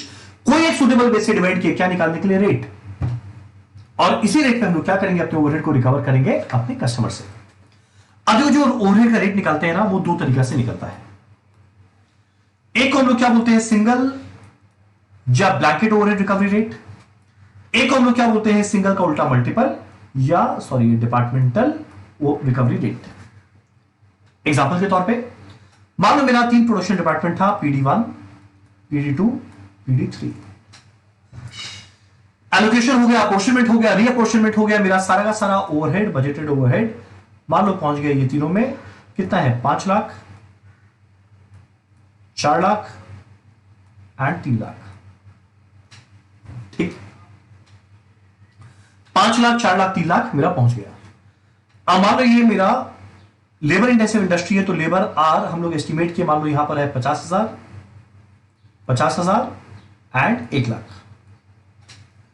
ठीक, अब बताए मेरे को ओवरहेड रिकवरी रेट जो निकालना है उसका दो तरीका रहेगा। एक रहेगा सिंगल या ब्रैकेट ओवरहेड रिकवरी रेट। आप लोग बोलेंगे सिंगल या ब्रैकेट ओवरहेड रिकवरी रेट का मतलब क्या? एक सिंगल रेट निकाल, पूरे के पूरे फैक्ट्री का एक सिंगल रेट निकाल। तब इस सिचुएशन में क्या करेंगे? पूरे फैक्ट्री में जितना ओवरहेड है जोड़ देंगे। क्या आएगा? 5 लाख प्लस 4 लाख प्लस 3 लाख मिलाकर आएगा 12 लाख। सारे के सारे लेबर आर को जोड़ देंगे तो ऐड करके देखा 50,000 प्लस 50,000 प्लस 1 लाख मिलाकर क्या आएगा? 2 लाख। तो ओवरहेड कितना है? 12 लाख। डिवाइड करेंगे 2 लाख लेबर आर से, मेरे को रेट क्या मिलेगा? ₹6 पर लेबर आर। आज ये एक तरीका है सिंगल या ब्रैकेट ओवरहेड रिकवरी रेट निकालने का। ये एक और तरीका क्या हो सकता है? देखो सिंगल का उल्टा रहेगा मल्टीपल और या रहेगा डिपार्टमेंटल। देखो ये नाम खुद इंडिकेट कर रहा है, मल्टीपल मतलब अनेक रेट, डिपार्टमेंटल मतलब हर एक डिपार्टमेंट का रेट। तब क्वेश्चन उठता है यहां पे हम लोग रेट कैसे कैलकुलेट करेंगे? हर एक डिपार्टमेंट का अलग अलग से। तो यहां रेट कैसे होगा? PD1 का अलग से 5 लाख डिवाइडेड बाय 50,000 रुपीज 10 पर लेबर आवर। PD2 का 4 लाख डिवाइडेड बाय 50,000 रुपीज 8 पर लेबर आवर। लास्ट में PD3 3 lakh divided bye 8 lakh rupees 3 पर लेबर आवर। ठीक, ऑब्वियस सा बात है, ज्यादा अच्छा मेथड हमेशा क्या रहेगा? डिपार्टमेंटल। कि सिंगल या ब्रैकेट में इस बात को नजरअंदाज किया गया है कि अगर मान लो एक प्रोडक्ट एक डिपार्टमेंट में ज्यादा टाइम लगाए, दूसरे वाले में कम, और दूसरा वाला ठीक उल्टा करे, उसको फर्क नहीं पड़ता, वो तो सबको सेम रेट दे देगा 6 रुपया। पर इसका एग्जैक्ट तरीका कौन करके देगा? Departmental recovery rate. तो ये सारा कैलकुलेशन हम लोग किए 4 स्टेप में, एलो, एपो, रियापो और ओवरहेड रिकवरी रेट। अब मान लो एग्जांपल है एक आखिरी, मान लो एक ऐसी लिखा हुआ है, क्या लिखा हुआ है? मान लो मेरा कंपनी एक प्रोडक्ट बनाता है जिसको बनाने में डायरेक्ट मटेरियल लगा है 1,000 रुपया और डायरेक्ट वेजेस लगा है 400 रुपया, और मान लो उसको तीनों डिपार्टमेंट में काम करना पड़ा, जिसमें PD1 में मान लो 4 घंटा काम किया गया, PD2 में मान लो 6 घंटा काम किया गया, PD3 में मान लो 12 घंटा काम किया गया। तो कुल मिला के मेरा कॉस्ट कितना लग रहा है उस पर्टिकुलर कस्टमर के लिए, उस पर्टिकुलर जॉब के लिए? तो देखो बड़ा आसान है कैलकुलेट करना। जब मेरे को डायरेक्ट मटेरियल डायरेक्ट वेजेस पता है वो तो देखो डायरेक्ट है तो एग्जैक्ट पता रहेगा, 1000 और 400 लगा तो देखो मेरा प्राइम कॉस्ट तक तो आया हुआ है।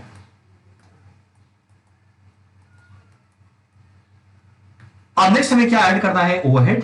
क्वेश्चन उठता है ओवरहेड कैसे आएगा।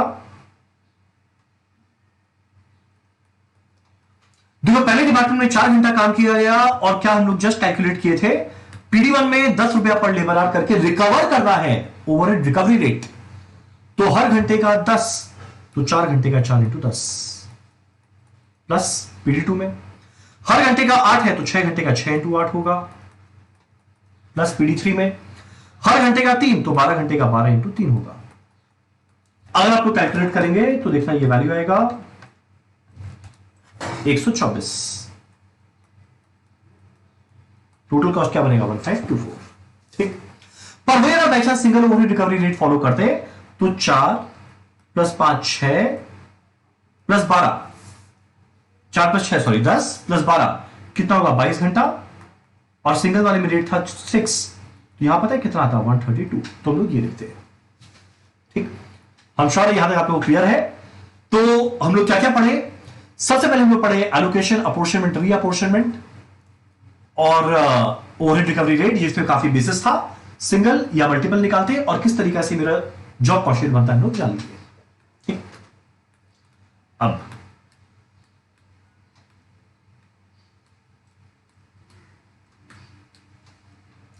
चलो नेक्स्ट हम लोग को जानना है ओवरहेड रिकवर्ड या एब्जॉर्ब्ड या अप्लाइड या चार्ज्ड क्या होता है और उसके बाद अंडर या ओवर रिकवरी ऑफ ओवरहेड क्या है। चलो ठीक है, अब एग्जाम में देखो ये इंटरचेंजेबली वर्ड यूज करेगा, ओवरहेड रिकवर्ड या एब्जॉर्ब या अप्लाइड या चार्ज्ड। ये इंप्लाइड है किससे किया जा रहा है सारा का सारा, फ्रॉम कस्टमर।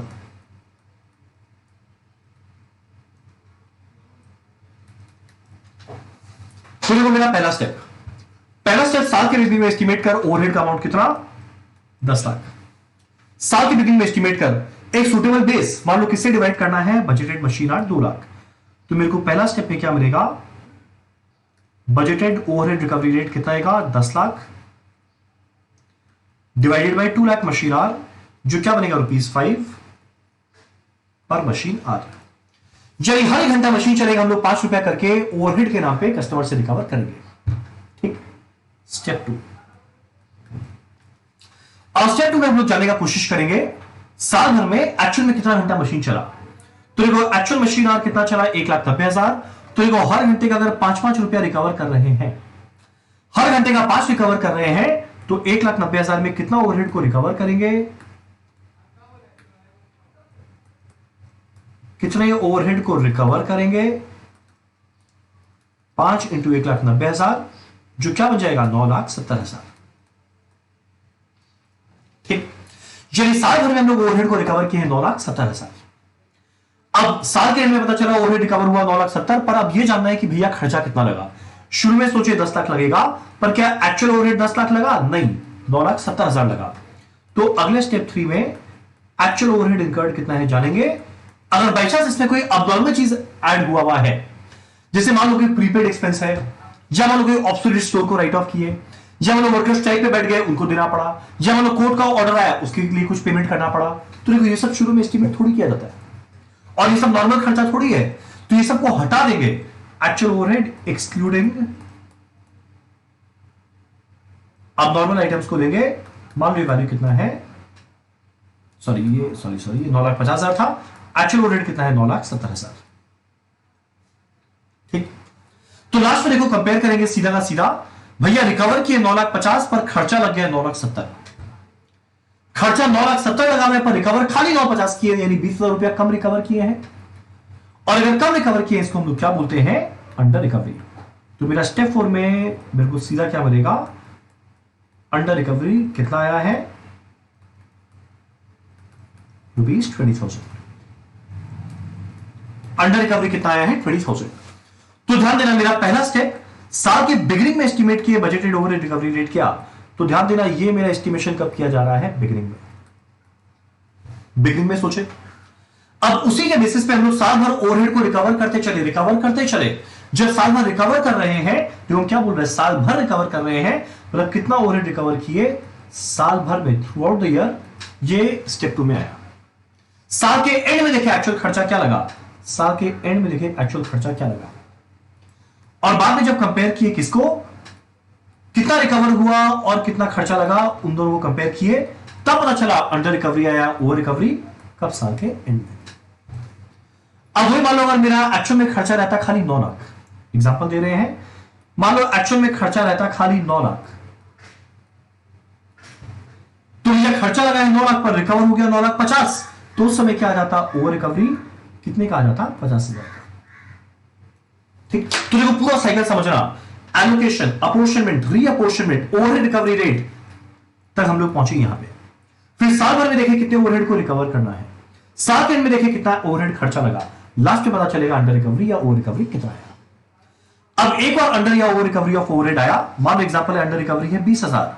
अब ऐसे अंडर या ओवर रिकवरी का ट्रीटमेंट क्या होगा, ये हम लोग को जानना है।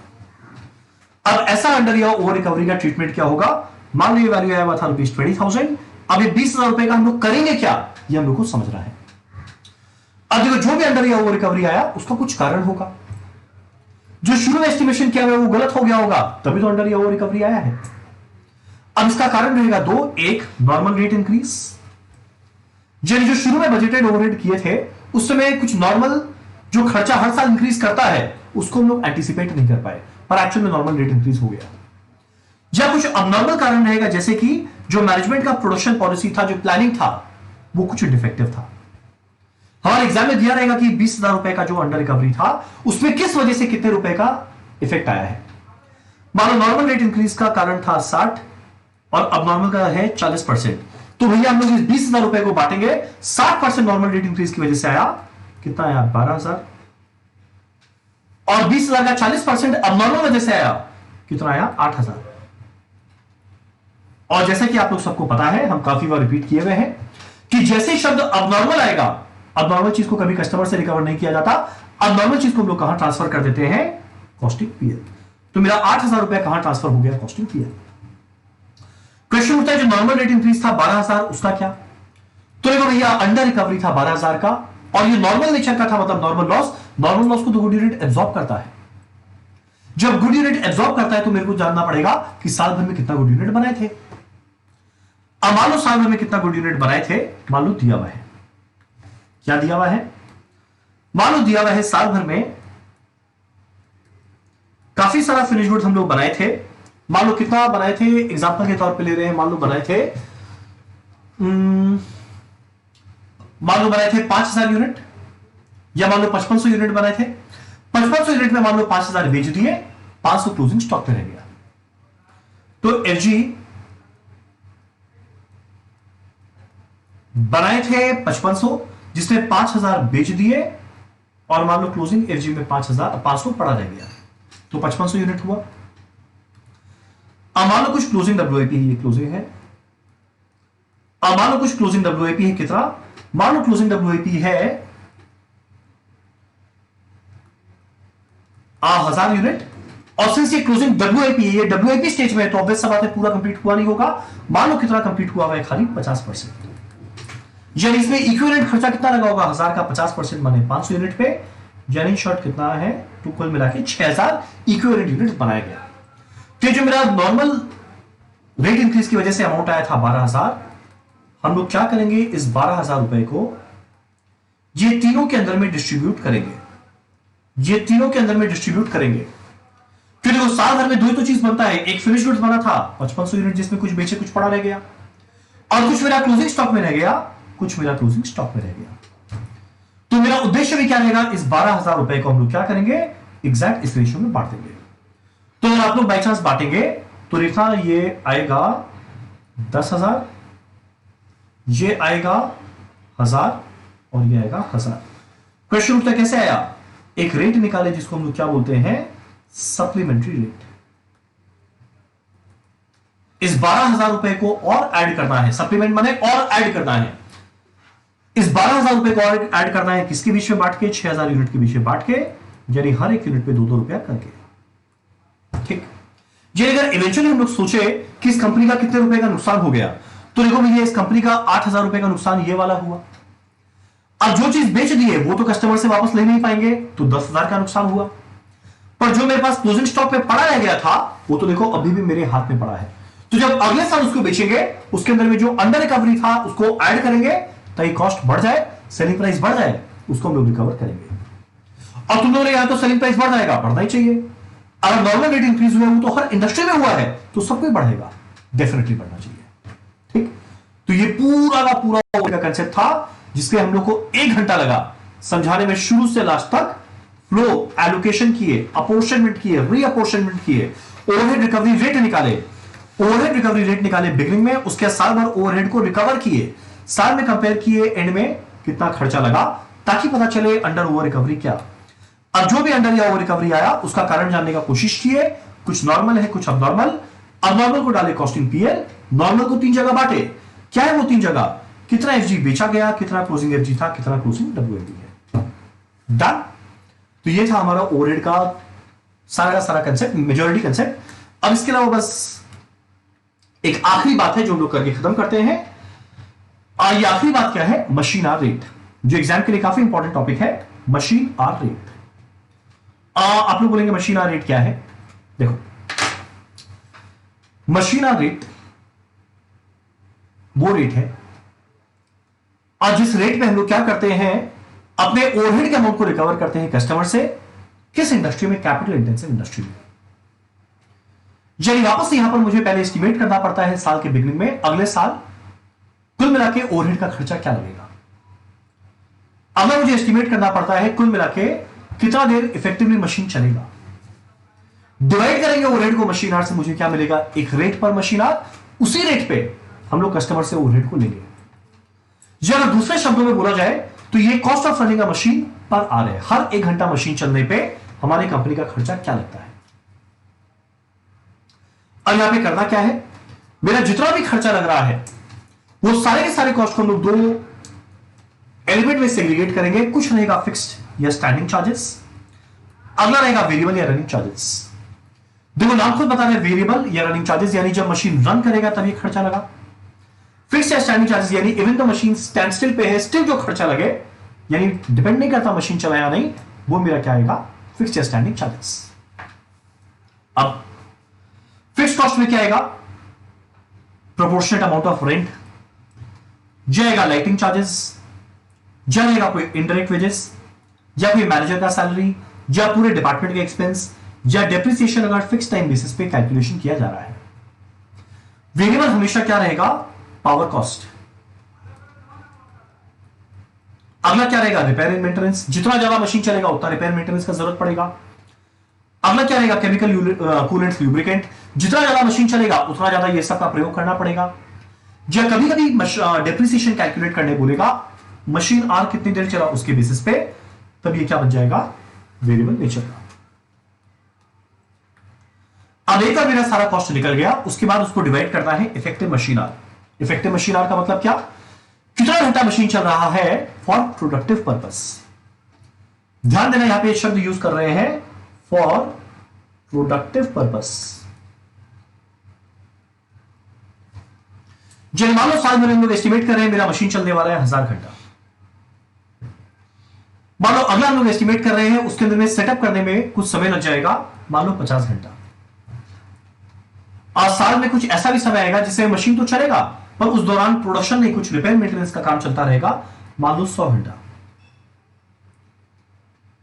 तो अब इस सिचुएशन में, और अगर आगे कुछ ना बोला जाए तो हम लोग मानेंगे जिस समय सेटअप हो रहा है या रिपेयर हो रहा है उस समय प्रोडक्शन तो होता नहीं है। तब इस सिचुएशन में हम लोग क्या करेंगे? 1000 में 50 और 100 माइनस करेंगे, कितना बनेगा? 850 आर। इसको हम लोग क्या बोलेंगे? Effective machine hour. जितना कॉस्ट आया उसको हम लोग डिवाइड किससे करने वाले हैं? इफेक्टिव मशीन आर से। एक बात ध्यान देना, ये मेरा सेटअप टाइम और रिपेयर मेंटेनेंस टाइम हम लोग रिड्यूस तभी करेंगे जब ये अनप्रोडक्टिव नेचर का है।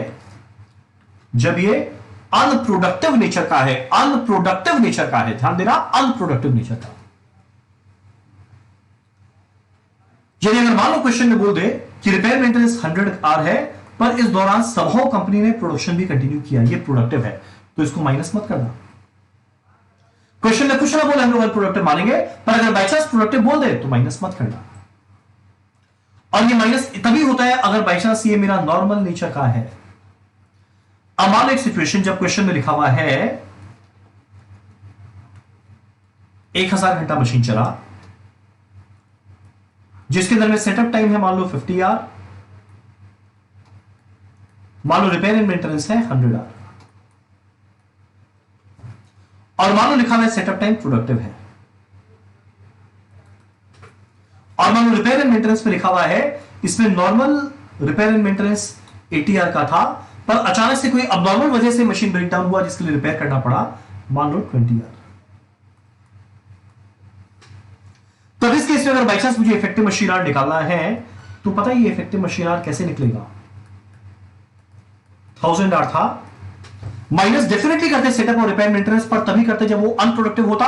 ध्यान दो यहां तो सेटअप प्रोडक्टिव है, माइनस मत करना। रिपेयर मेंटेनेंस के बारे में कुछ नहीं बोला, मतलब इसको अनप्रोडक्टिव मानेंगे, पर ये माइनस तभी करेंगे जब वो नॉर्मल नेचर का है। फिर अगर अब नॉर्मल वाले को माइनस कर दिए तो देखो मशीन आवर कम हो जाएगा, और अगर मशीन आवर कम हो गया तो जब डिवाइड करेंगे मशीन आवर से, और अगर ये मशीन आवर कम है तो रेट बढ़ जाएगा।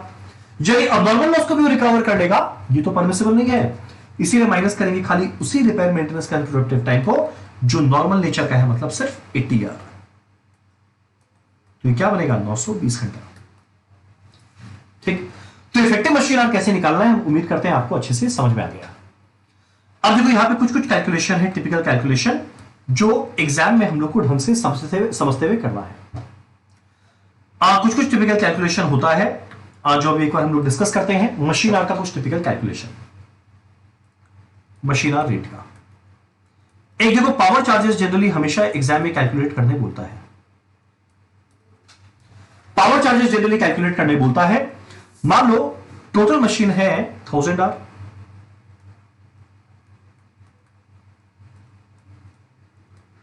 मान लो सेटअप है 50 hour, productive but does not require power, मान लो ऐसा लिखा हुआ है।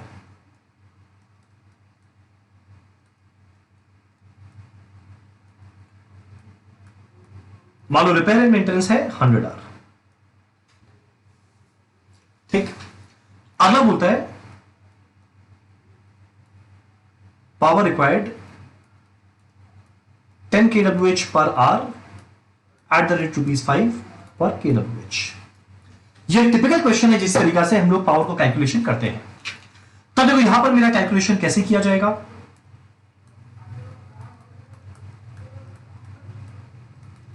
एक 1000 घंटा मशीन चला, एकदम चला, बोलता है 50 घंटा वैसा है जो प्रोडक्टिव है बट पावर नहीं लगा। अब एक बात देखना, productive unproductive effective machine our में काम आता है, उसका पावर के कैलकुलेशन से लेना देना नहीं है, तो इंडिपेंडेंट चीज है। आप प्रोडक्टिव है बट पावर नहीं लगा तो भैया पावर नहीं लगा तो माइनस कर दे, 50 घंटे में पावर नहीं लगा। रिपेयर एंड मेंटेनेंस के बारे में कुछ नहीं बोला, हम लोग मान लिए इसमें पावर लग रहा है, कोई चाहे तो अदरवाइज एज्यूम कर सकता है। जब 950 घंटा में पावर लगा, अब आगे क्या बोलता है, हर घंटे में 10 kWh लगता है, तो 950 में 950 इंटू 10 लगेगा, इतना kWh लगा। और हर kWh का रेट कितना है पावर का, एट द रेट 5, क्या करेंगे इंटू 5। तो अगर आप लोग कैलकुलेट करेंगे ये आएगा 950 इंटू 10 इंटू 5, 47,500। तो ये पावर का कैलकुलेशन। अगला कभी कभी कैलकुलेशन करने बोलेगा, मान लो केमिकल का, मान लो chemical required ₹500 at the end of each week, at the end of each week, bracket में लिखा हुआ है 6 days इन अ वीक, और मान लो टोटल नंबर ऑफ डेज है 324, और कैलकुलेशन करने बोलेगा भैया केमिकल कॉस्ट कितना लगा साल भर में बताओ। तब देखो इस केस में केमिकल का कॉस्ट कैसे कैलकुलेट करेंगे, 500 रुपया लग रहा है हर वीक में, और एक वीक में 6 दिन है, जर्नी शॉर्ट मेरा 500 रुपया लगता है 6 दिनों में, और अगर साल में 324 दिन ऑपरेट किया तो 500 बाई 6 इंटू 324 अगर आप लोग कैलकुलेट करेंगे, ये देखना आ जाएगा 27,000। जरी सीधा ये मत कर देना कि हर वीक में 500 रुपया लगा तो साल में 52 वीक, 52 इंटू 500, नहीं, तो वो देखो 26,000 हो जाएगा। पर यहां होता है एक वीक में 6 दिन है और साल में 324 दिन है, मतलब इस क्वेश्चन में 324 324 डिवाइडेड बाय 6 यानी 54 वीक्स है। ठीक। तीसरा कैलकुलेशन डेप्रिसिएशन का, ये काफी सिंपल रहता है। मशीन का कॉस्ट दे देगा, मान लो 1 लाख, स्क्रैप दे देगा मान लो 10,000, यूजफुल लाइफ दे देगा मान लो 5 साल। तो डेप्रिसिएशन कैसे मिलेगा? ये तो बड़ा आसान है।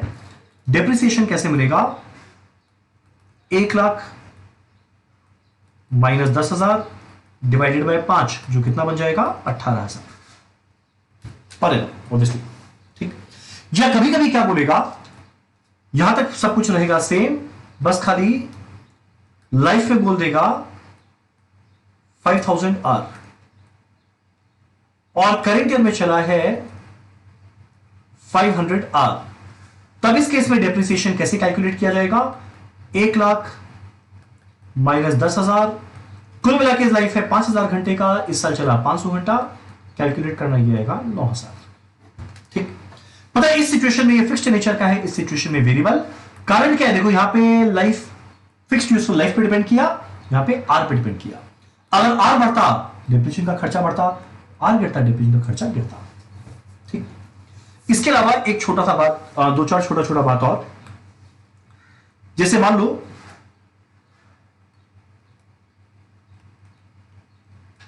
लाइटिंग चार्जेस दिया हुआ है 5,000 पर मंथ। इस मशीन में है कुल मिला के 8 लाइट पॉइंट, और total number of light points है मान लो 48। चलिए साल भर का लाइटिंग चार्जेस पता है कितना आ जाएगा? 5,000 इंटू 12 आना चाहिए, पर भैया तो 48 लाइट पॉइंट के लिए था, पर ये मशीन में सिर्फ 8 था, इसके लिए कितना आ जाएगा? 10,000। ठीक। एक लास्ट बात जरूर ध्यान देना, कभी कभी डिपार्टमेंटल खर्चा होता है, यह बोलेगा पूरे कॉस्ट सेंटर का खर्चा है, तो एक चीज ध्यान देना, उस डिपार्टमेंट में या उस कॉस्ट सेंटर में कितने मशीन है। क्योंकि अगर पूरे डिपार्टमेंट में मान लो 10 मशीन है, या पूरे कॉस्ट सेंटर में मान लो 10 मशीन है, तो खर्चा 10 मशीन का है, पर हम लोग तो निकालते हैं 1 मशीन का, तो डिवाइडेड बाय 10 जरूर करना। तो एक स्पेशल नोट ध्यान देना, डिपार्टमेंटल या पूरे कॉस्ट सेंटर का अगर कॉस्ट रहे, divide by number of machines. ठीक। तो देखिए मशीन आर रेट वाले कंसेप्ट को हम लोग बहुत डिटेल में डिस्कस किए। एक आखिरी बात है छोटा सा, एक टिपिकल क्वेश्चन आता है जहां पे 2 tier machine hour rate calculate करने बोलता है। 2 टियर मशीन आर रेट के अंदर में हम लोग फिक्स्ड वेरिएबल को जैसे अलग करते हैं एग्जैक्ट वैसे करेंगे, पर जैसे कि नॉर्मल क्वेश्चन के अंदर में हम लोग फिक्स्ड हो या वेरिएबल कॉस्ट हम लोग डिवाइड सीधा करते थे क्या चीज से? इफेक्टिव मशीन आर से। पर यहां पे डिवाइड फिक्स्ड कॉस्ट का बेस अलग रहेगा, वेरिएबल कॉस्ट का बेस अलग रहेगा। जब फिक्स्ड कॉस्ट का टोटल करेंगे डिवाइड करने के समय हम लोग डिवाइड किससे करेंगे? रनिंग प्लस सेटअप टाइम से। और जो मेरा वेरिएबल कॉस्ट है उसको डिवाइड किससे करेंगे? रनिंग टाइम से। जनरली किस इंडस्ट्री में अप्लाई करता है? वो इंडस्ट्री जहां पे कंपनी कस्टमर के स्पेसिफिक रिक्वायरमेंट के हिसाब से बार बार मशीन को सेटअप करता है और उसके लिए प्रोडक्शन करता है। मान लो एक पर्टिकुलर इंडस्ट्री है जो कस्टमर स्पेसिफिक काम करता है। मान लो पहला कस्टमर आया, बोला भैया मेरे को इस तरह का चेयर बनाकर दीजिए, बनाकर दिया। मान लो मशीन से बनाता है, तो मशीन को रोका, उस तरीका से सेटअप किया, फिर रन किया। फिर एक मान लो एक बहुत मोटे इंसान आए, बोले मेरे को इतना बड़ा चेयर बनाकर दीजिए, तो वापस मशीन को रोका जाएगा, उस हिसाब से सेटअप किया जाएगा, फिर वापस मशीन को रन किया जाएगा। मान लो एक बहुत दुबला इंसान आ गया, बोलते मेरे को बस ऐसा चेयर दे दीजिए, तो मशीन को बंद करेंगे, सेटअप करेंगे, फिर रन करेंगे। तो देखो इस तरह के इंडस्ट्री के अंदर में बार बार मशीन को रोक के सेटअप करना पड़ता है, रन करना पड़ता है, सेटअप करना पड़ता है, रन करना पड़ता है।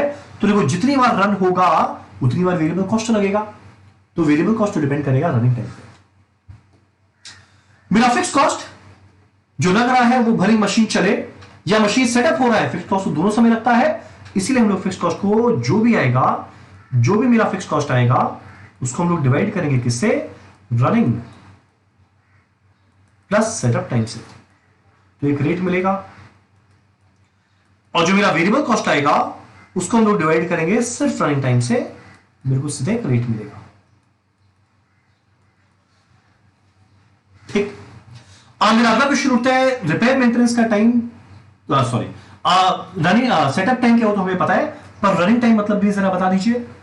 तो देखो रनिंग टाइम मतलब क्या होता है, टोटल मशीन कितना देर चला, टोटल मशीन आर माइनस करेंगे repair and maintenance time, minus करेंगे सेटअप टाइम। इसमें बस खाली एक बात को ध्यान देना, ये इररेलेवेंट है कि इनमें प्रोडक्टिव है या अनप्रोडक्टिव, इररेलेवेंट है। जैसे इफेक्टिव मशीन आर में वो रेलेवेंट होता था, यहां पे इररेलेवेंट है, इवन दो प्रोडक्टिव है या फिर अनप्रोडक्टिव। ये माइनस दोनों सिचुएशन में होगा, प्रोडक्टिव है या फिर अनप्रोडक्टिव। डन। तो ये बहुत डिटेल में ओवरहेड चैप्टर को डिटेल में, बहुत ही ज्यादा डिटेल में डिस्कस किए, हर एक छोटा से छोटा कंसेप्ट, हर एक छोटा से छोटा बात लेके, इसी के साथ हमारे चैप्टर होता है कंप्लीट। Thank you.